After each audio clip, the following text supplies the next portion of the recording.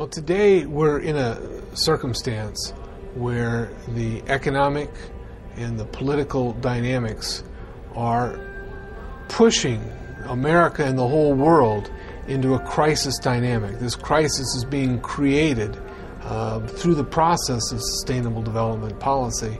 Several things are occurring. One is that our system of justice is being changed. We're shifting from equal justice, where every human being has certain unalienable rights to life, liberty, and property, etc., to a system of social justice where no one has any such right, but where people are judged based upon the group that they're part of.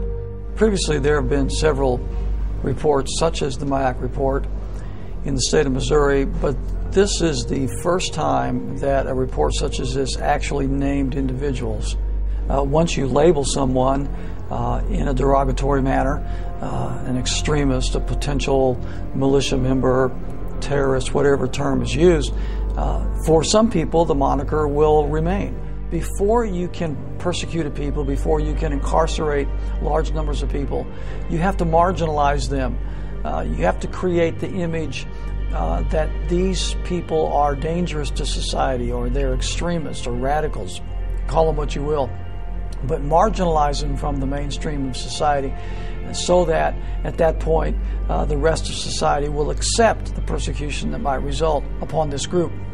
It's been an age-old strategy that's worked in every totalitarian regime in the history of the world, and that's why we're concerned here in the United States when we see this kind of marginalization going on about people who voted for Ron Paul or people who voted for Chuck Baldwin.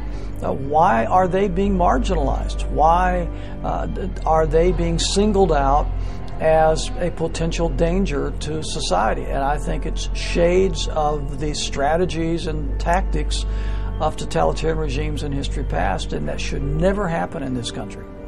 The people in Washington, D.C. haven't represented what was on the American people's minds for a long, long time.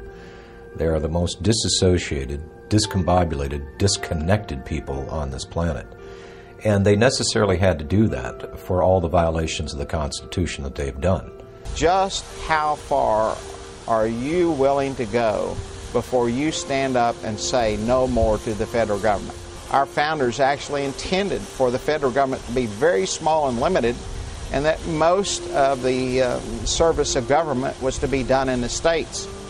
And so I think there's probably a growing conflict between states and the federal government. And I think there's some really good reason for the federal government to be concerned right now, because I think there are a lot of people in the United States that are beginning to say, where are we going to draw the line in the sand and say no more to the federal government?